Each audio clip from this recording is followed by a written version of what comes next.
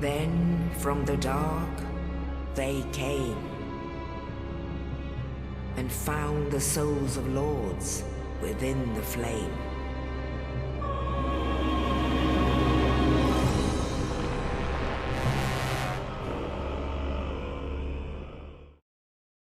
Hello everyone, and I hope you are all doing well. The Elden Ring Shadow of the Erdtree story trailer just dropped, and boy is there a lot to talk about. We also received some additional promotional images that will be discussed as well, so strap in, it's Mesmerin time. Starting off with the opening images of the trailer, we see a woman figure reaching towards a wound, body, or womb pulling a golden substance. Note that there seems to be a cloth of sorts covering the object that is being touched by the woman that to me is very reminiscent of the godskin swaddling cloth. The bracelets on the individual's arms appear to have a golden yet snake-like shape. However, I do not believe that these bracelets are meant to represent snakes specifically. When the hand is clutching the golden substance, sinew and strings are shown as well, suggesting this may be from a pregnant body or wound of sorts. The figure then begins to climb upstairs coated in gore and corpses. Of course, the figure is barefoot because feet, as we all should expect by now. The figure then raises the golden strands towards the sky. I believe that this figure is in fact Marika. This event could be the start of the Golden Order or the formation of the lands between. The large gust of wind blows back her long golden hair along with the golden object she is clutching. Perhaps this golden object is a premature shape of the Elden Ring before becoming what we know today. The object also has a similar shape and physicality similar to strands of hair. Perhaps this is the hair of something or someone important. The shot pans wide to show a large wall of bodies stacked high with a gap in the middle, revealing a golden landscape, which is in contrast with the other landscape that happens to be dark and cloudy. Perhaps, as the narration suggests, the creation of the Golden Order / Elden Ring during this event also birthed Shadow, which is very reminiscent of the DS1 opening cutscene. This all to me seems very like the beginning of the formation of the Lands Between and the Golden Order as we know it today. Perhaps this location on the much gloomier side is the Crucible or the Land of Shadow. This idea I get is from the image that is essentially that this is sort of a big bang moment where everything in the world as we know it changes. This is the start of history and everything that follows suit that we experience in the main game. This can mark the beginning of a new order, much like the depiction of the Age of Fire in, say, Dark Souls 1 and 3. Following that scene, we see the siege of the Land of Shadow by Mesmer and his armies. They are clearly fighting those associated with the Crucible or Omen afflictions. We also see the Lion Dance enemy, again this time, being impaled alongside others of its kind by Mesmer. Mesmer's unique fire is also shown here, having a snake serpentine-like movement either through his hand or how they move throughout the air as he's setting fire to the kingdom below. We also see Mesmer's armies accompanied by these Wicker Man type enemies that we've seen previously in other trailers and promotional images. Following that scene, we get a huge juxtaposition in tone, music, and color theory. Gone is the gloomy foreboding tone in favor of the gold associated with Miquella. We see these rune or site of grace-like structures in different locations. Perhaps these are where we will level up specifically for the DLC, since previous interviews stated that there would be a new upgrade system to combat over-leveled characters. Miquella is also shown wandering afield in his childlike form similar to the first promotional announcement image. Next we see the alter ego of Miquella, Saint Trina, falling from some kind of height or into some kind of body of water. Again, we see the color purple used to indicate Trina, much like the sleep affliction from the Saint Trina torch and sword in the base game. The last few shots show a band of tarnish that seem to be allied towards Miquella.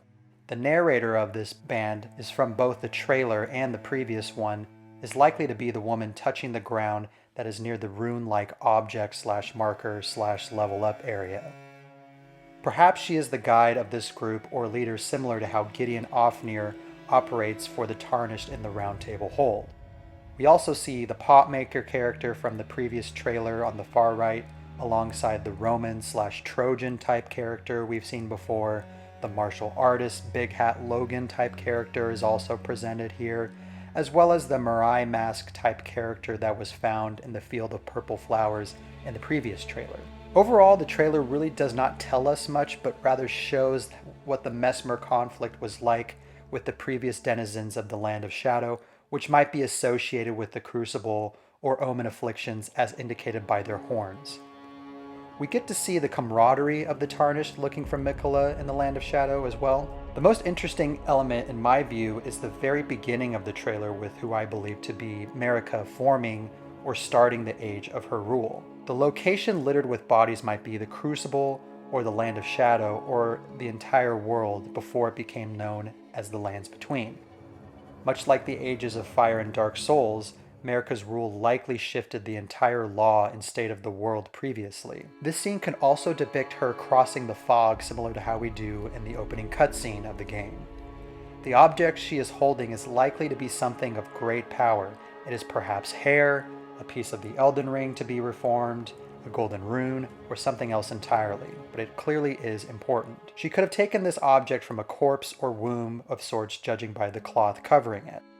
However, I do not think that this corpse belongs to the woman in the painting from the previous trailer, as I do not believe that woman to be pregnant and is simply posing for the painting rather than clutching her stomach like she might be pregnant.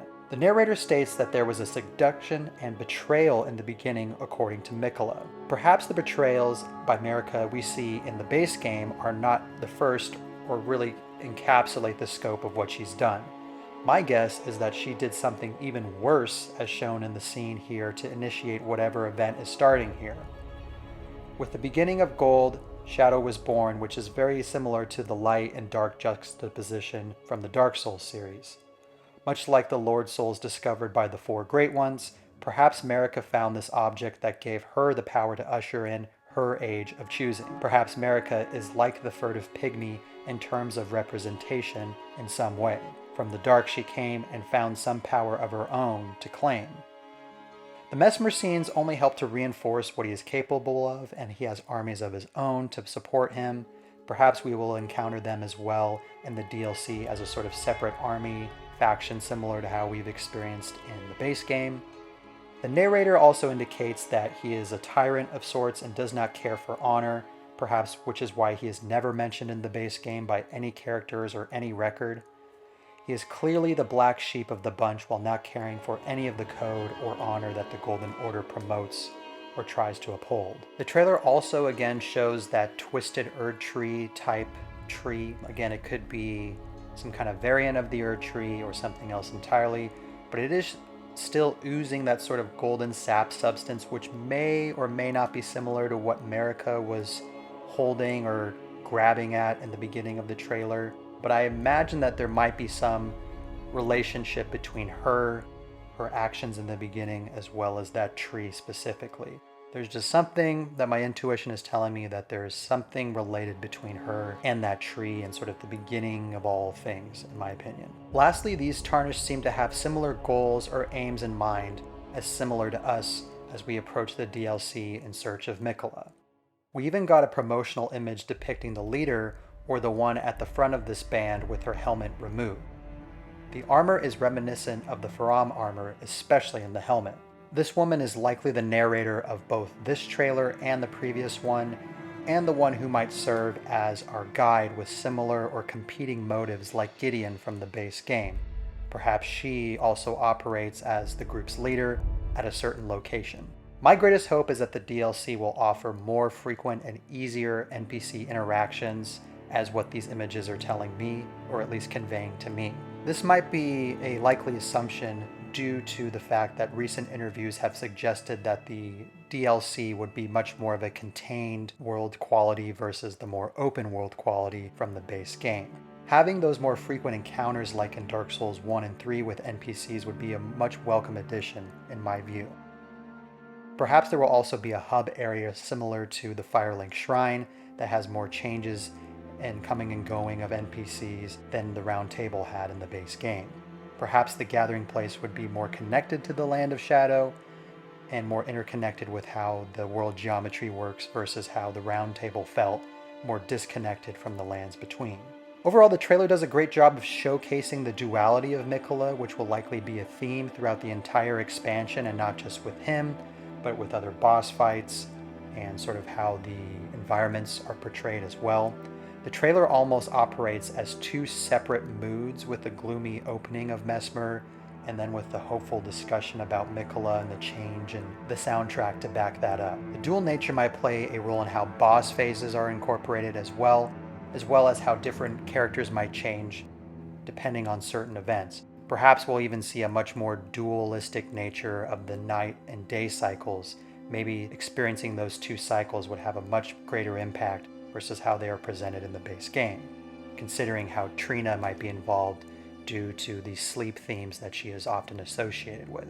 Overall, my main hopes for the expansion after watching the trailer is to paint a clearer picture of Marika and tell us a bit more about her, as well as allowing for more NPC interactions with this new band of Mikola followers, as well as subvert our expectations of what Mikola will present himself to be or the events surrounding him based off the trailer.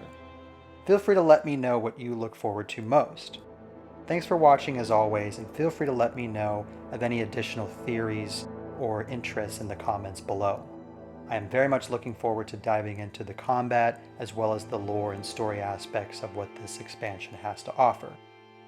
I'm very much into the idea that Marika is sort of acting as a very similar character or thematic representation as seen in the Dark Souls series with the four great ones like Gwyn, Nito, Witch of Izalith, the Furtive Pygmy as well. I think that what she represents is very similar to that. Maybe not necessarily one of four, but maybe she's all four. She's just that important. But I think how she started as the ruler of the lands between, or how the world was shaped with this sort of juxtaposition between light and shadow, is very similar to what we see, especially in that opening trailer for DS1. But again, feel free to let me know if I'm off base on that one. That's probably the most interesting idea I got from this trailer. This trailer was incredibly short, or really didn't tell a whole lot that was particularly new. It kind of just showed us more of what is to be expected from Mesmer and these Mikola followers, or what they will look like, what they're doing. But overall, there's still completely a ton of unknowns. To me, the most important aspect of this trailer is those first 30 seconds. That's where the real mystery and interest is to me.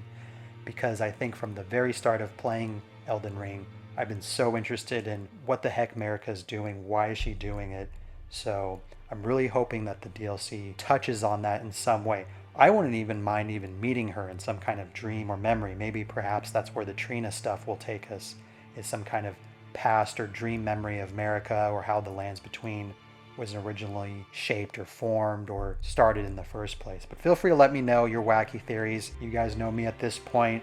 I like to come up with all kinds of crazy stuff, so feel free to let me know in the comments below. As always, take care, and I'll see you guys in the next one.